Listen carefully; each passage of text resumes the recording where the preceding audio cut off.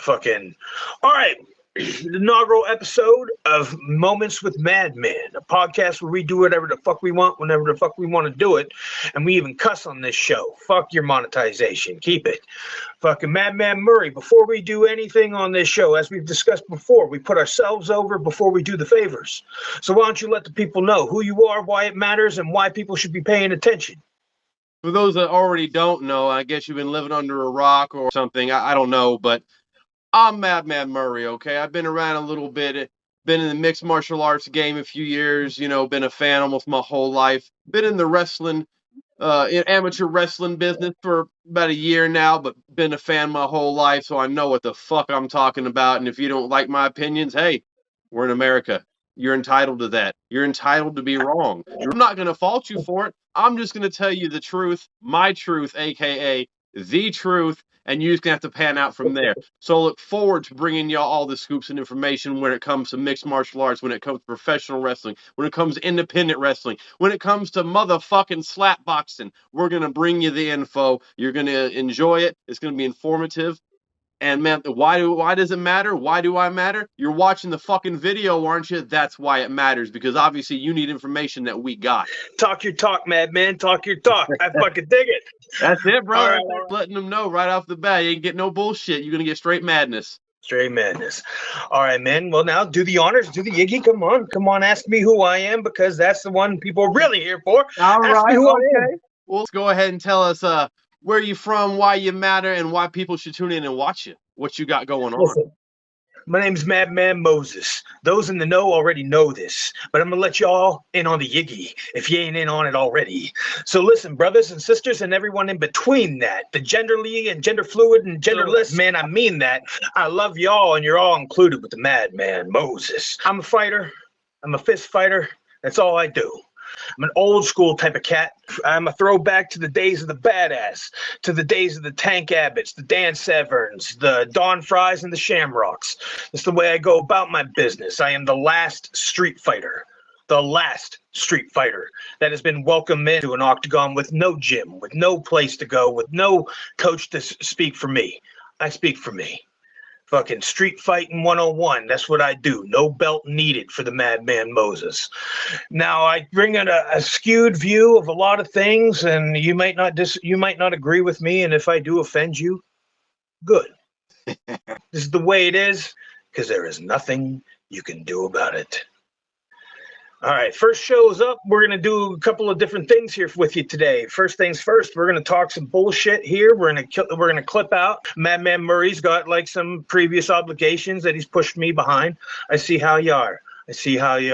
He's got his own podcast that he does, a live stream podcast. Tell him what it is, Murray. Tell him the name.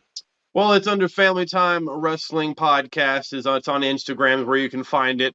I don't go live off my own name. We go live off of the Family Time Wrestling Podcast, even though I will be going live there. Every Wednesday night, you got the Wednesday Night Madness AEW Dynamite review with me, obviously, Lyle Madman Murray, my girl Bonafide Thundercat, and Mr. FTW, the president of Family Time Wrestling himself, Luther J. Diamond.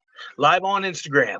Now, Mr. FTW and the gang will have to have on it periodically as in sense to show that they do, support you, given the endeavor to walk the walk and talk the talk with me, because when we take off, we might just end up leaving them behind. You never know. So let me say one more thing before we get to the gone. Fucking Madman Murray, he's a bad motherfucker, and it's a privilege to be sitting here with him and doing this review and doing what we're doing today. Today's episode will be a mishmash of things, and we'll introduce the mishmash when we come back. But until then, Madman Murray, thank you for being here, man.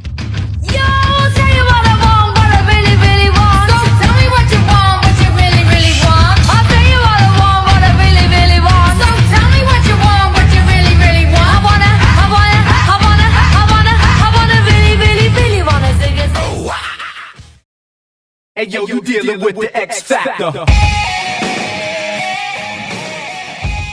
Man, I wish I had some bud to fucking smoke up with you. I got nothing on me except I got all these pills to take, man. No buzz to cat. I feel like Scott Hall when he was recovering, when he was in the for real. clip, man. All right. Yeah, this is some sour diesel right now. Nice. Went down the wrong pipe. All right. Woo! Media and Mike, please. Yes, sir. Coming right up. Media and Mike. Start recording in 3, 2, 1. All right. And we're back.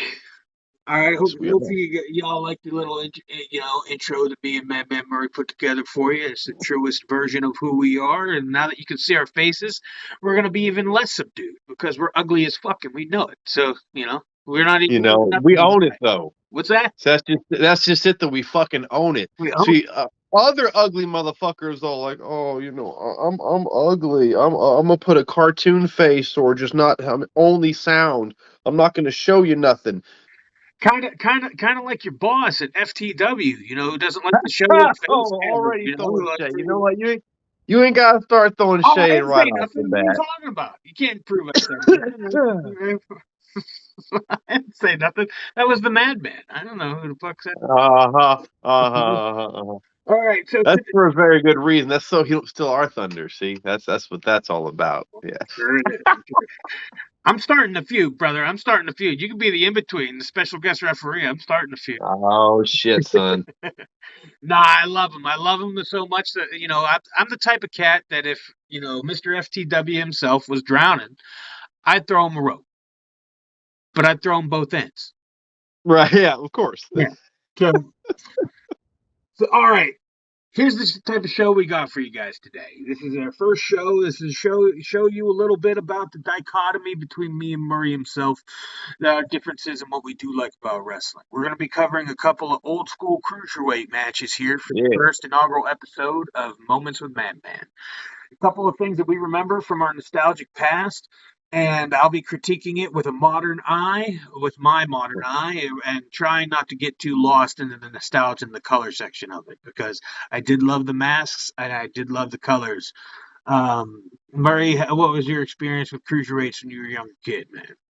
I was always, still am, a smaller, like in stature guy, skinnier guy growing up. Not short or nothing, just skinny in stature looking. So I always enjoyed watching the smaller wrestlers that didn't get featured a lot, especially not in WWF than it was back in the day. I ain't getting the F out. That's when it was fucking good.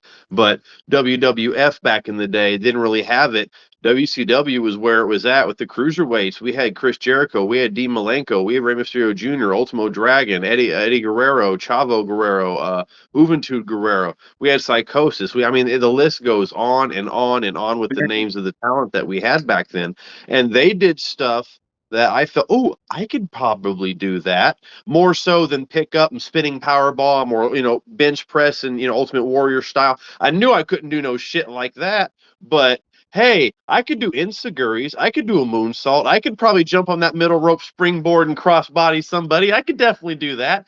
So I felt more like I could relate being a smaller guy to the cruiserweight. So I loved the cruiserweight division. Still do. Therein lies the difference a little bit, because I did enjoy the cruiserweights, and when I started getting older, realizing I wasn't getting no taller. You think I would have like grooved over to that. But what I liked about wrestling was the fact that it looked like things that I could not do. Like I liked guys who looked larger than life, but as I got older, still larger than life, maybe shorter in stature. I know it's controversial to say, but I did like my Chris Benoit. He was never considered a cruiserweight, even though he wrestled with them guys a lot. Yes, he did. Jericho was bigger than him, still considered a cruiserweight for some reason because of the move set he had. So that's why I kind of had a disconnect as I'm older with the move sets of the cruiserweights. I like the things that look like oh shit, like those are two monsters, or like Psycho Sid before he left. Psycho Sid was a big giant beast of a man, and then you got the Rabid Wolverine. Two dichotomies of power and strength that I may never be able to master. Gave me something to aspire to as I got older. Aspire to be, rather than look at things that I think I could do. It's like things that I wish I could do. Things like absolutely. That. And, absolutely. So today, what we got, we're going to start off with a match from 1996. Towards the end of '96, though, November 18th, 1996. Yes, It's a match sir. between Ultimo Dragon and Dean Malenko. Oh, the great Dean Malenko and the great Ultimo Dragon, both fantastic. Both great, from my nostalgia brain, but we'll find out 'cause it's been a long time since I watched this with my modern brain. So we're gonna see Okay. how bad I tear this apart. So if you want to watch along with us, it's from a channel on YouTube from called WCW Cruisers. I'll put a link whenever we post the episode, so you guys can follow along with us. We're going to give you timestamps every time we pause, every time we fast forward. We're going to make sure you keep up with us. We're starting right now at 000. And if you want to keep up with us, we're going to give you the countdown, get in on the Iggy. And if you can't get that, then I got nothing for you, buddy. Like, if You're you, watching the wrong motherfucking channel. man, they're on the wrong motherfucking platform, buddy. They shouldn't be watching YouTube in general. They should be getting some special ed. Anyway, 000 and a 3. Murray, you with me? 2. I'm with you. 2. Murray again. 1. Press play and then here we go. We got it muted for you so you can hear us rather than watch Got the it television going. screen. You got the sound going, or you got it muted? I got no sound going. I just got the little montage Ultimo Dragon doing his thing, Yeah, spewing the mist, doing drop kicks. Looks like they're, promoting some Ultimo Dragon right before the match. absolutely. I don't know if this was with the package on the actual show that night, or if this is coming from the WCW Cruisers channel. But either way, it's still pretty cool to check out. Either way, dope. I like it. I There you see go. you see some Rey Mysterio Jr. in there and other people you ain't seen in forever. 100%. See, I love this old Nitro setup, man. This is the wrestling, honestly, that I grew up with. I didn't know who Yeah. Stone Cold was until Stone Cold was already Stone Cold. Like, I didn't see any of them until 1998, end of '98, early '99. I was still watching WCW. Oh, Look at real all of these. quick. This is back when Ultimo had the world record. He had like 11 titles. He's covered in gold. Look at How that. many of these you think are kayfabe, and how many of these you think are actual Every title deals? single one of those, brother, every single one of those were legitimate back in the day. Yes, sir. He is basically an independent traveler, like the new indie wrestlers we got now, but Japan wise. So every little small Japanese promotion, there's a couple US promotions, AAA things of that nature, NWA. He had a title from each one of those things. He had a couple of different tag titles and different all that. But yeah, he actually holds or held the record of the most any wrestler ever to hold significant amount of titles at one time at 11, I believe. This must have been the time he did it. So right, it looked like he was close to that walking to the like if this wasn't at his peak when he had all of them setting the record. Yeah. I'm not sure. Yeah.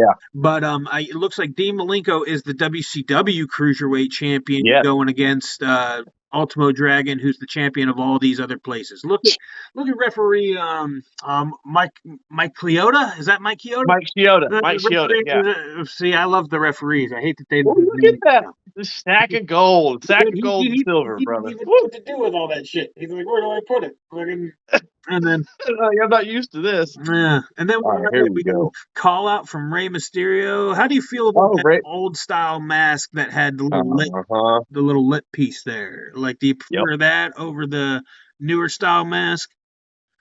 Hell no, the newer. I prefer the newer. That one just looks. You can tell it's a start out mask. It's a starter, which he had earned and probably not just earned. He'd been doing it since he was a kid. Yeah. But that is definitely old school for the era luchador mask. Looking like Michael Jackson, his nose all twist down like that. And look at that. Look at Dean with that. See, all the same shit we see nowadays, and this is happening back in mid '90s.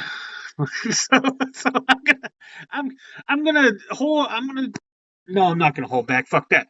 That was absolute bullshit. Like, very athletic, very cool looking, that little transition. For those not watching with us, it was a modified tackle drop down, spin around, get it again. Wrestlers who are watching with us know what the fuck I'm talking about. The non-wrestlers do not. That's basically when you get somebody with a hammerlock and they're doing the shoulder press and they're doing the kick up from the shoulder press, all assisted movement from the opponent, which is not really anything these days. It still looked impressive. I'll give you that. I mean, that's professional wrestling in a nutshell because it is still a show, regardless. With their athletes putting on a show and following a script, they're not beautiful. And they if Now this you is that. being combat athletes, both of us being combat athletes, we know how it is in real life. A fight, none of this shit is going to work except for some of the wrestling holds, submissions. But like I'm talking about the stand up fighting. No one's gonna stand there and let you hit 3 strikes and then duck during your spinning. That's just not how it works. Yeah. That's not it. It's not. So they can't fight like they would really fight, or we wouldn't have them. They'd be out. It's See, done. that's where I disagree because, like, as we'll break down later in Yeah. episodes, like matches that I deem like the the perfect representation of pro wrestling. We'll break those down. And all right, Go. we clipped out. We had to discuss something from Madman Yes, to Madman we did. moment. But oh, look at that upper bridge. I like Beautiful double underhook German. double underhook suplex, dragon suplex. I think is what it was called. There it is. That's exactly what it's called. Yes, sir. Thank you. Dragon suplex. It's like I said, there's not much that they could do that, like we were saying before, that would come off as legit, except for some of them kicks from From Dragon. from Dragon. And I mean, kicks and chops, of course. I'm not talking about anything like that. I'm more along, when you have to stand there and wait for your opponent to come back at you or run at you, and you don't just step out the way. You take the crossbody, or you take the elbow, or you take the stiff boot to the face. That's the part, and that's fake. I don't use that F word when it comes to this because no, you go ahead, you schmuck on the fucking couch, eat stuff in your face with donuts, and you get in there and do half of what they fucking do for 3 minutes. You can't. I agree with that. But one addendum we will say, because you'll hear me use the F word a lot, it's not in regards to wrestling in general. What it is in regards to something that they did in the ring that made it look fake to me. Like Gotcha. That's when you will hear me use the botch. F word. That's the B word. That's the botch. That's when I'll use the B word when I talk about a botch. Because botches to me is what. Look at Sonny doing his thing. Fucking, that's a man. I love the art of the manager, man. The art of the manager. Yeah, not to interrupt. Beautiful. Sorry about that. And no, you're good. No, you're good. What's up? See, this is around. Is this the era where they call the matches over the top rope? Yeah. That's right. They did have that rule, didn't they? Briefly, if you go over the top rope, it's disqualified, or you lose, or some shit like that. Yeah.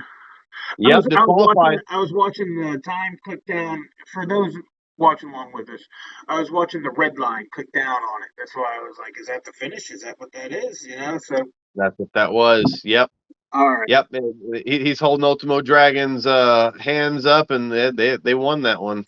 So wow. Okay. Let's take a pause and discuss a little bit, Murray. Let's discuss what we watched a little bit and some of the differences in opinion here, man. I'll go ahead and start with it. I thought it was actually a fantastic match. It was like watching something I would see nowadays. Honestly, it didn't seem much different from what you'd see a couple of cruiserweight or smaller guys do right now on either WWE or AEW, honestly.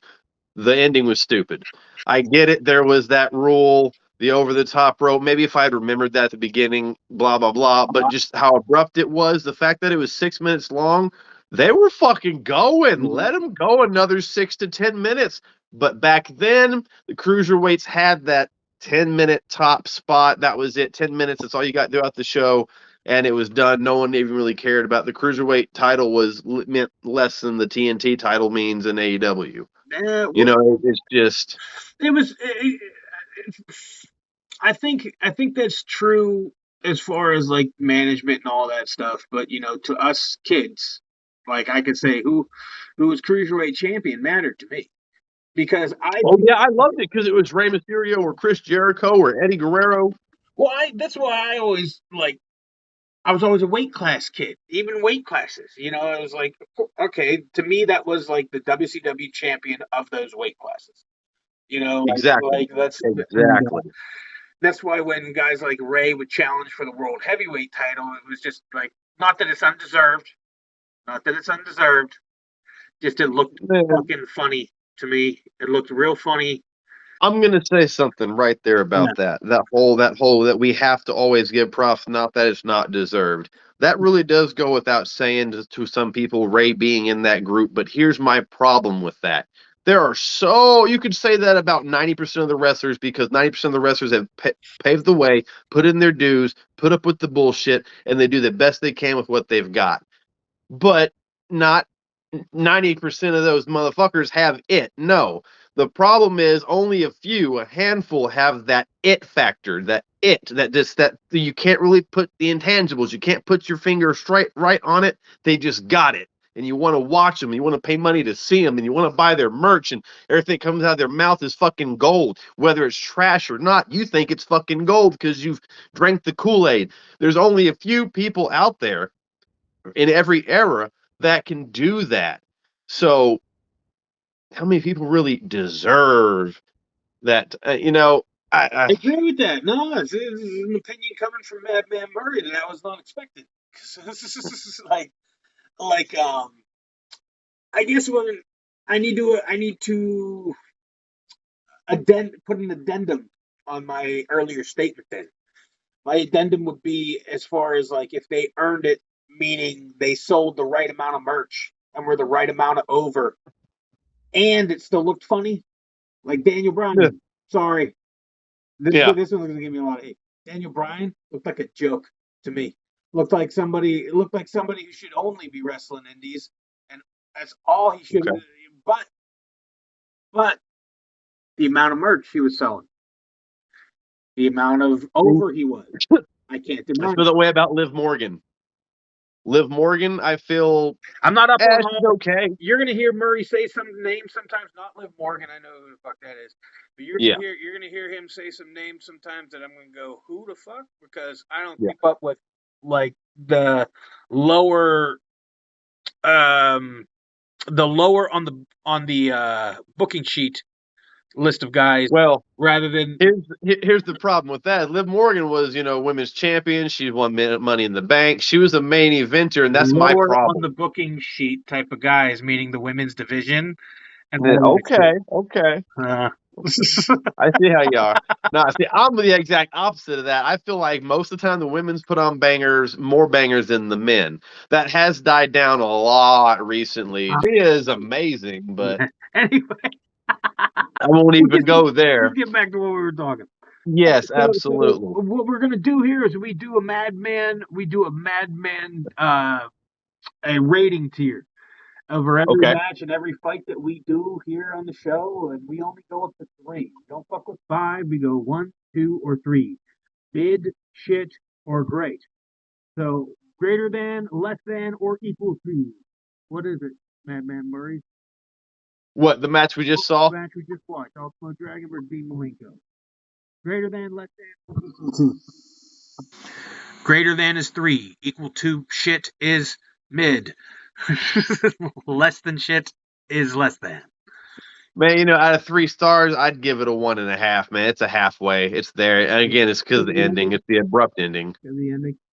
Not too much disparity for different reasons, though. I give it the same rating, but for different reasons. My rating for it being equal to shit is because of all the assisted movement that you could see. Not that the performers aren't good enough to do better, because we've all seen Dean Malenko do different types of matches. We've all seen Ultimo Dragon, us hardcore fans have all seen Ultimo Dragon in Japan do his thing and do it very believable. But on the level of assisted movement, that's why it's equal shit.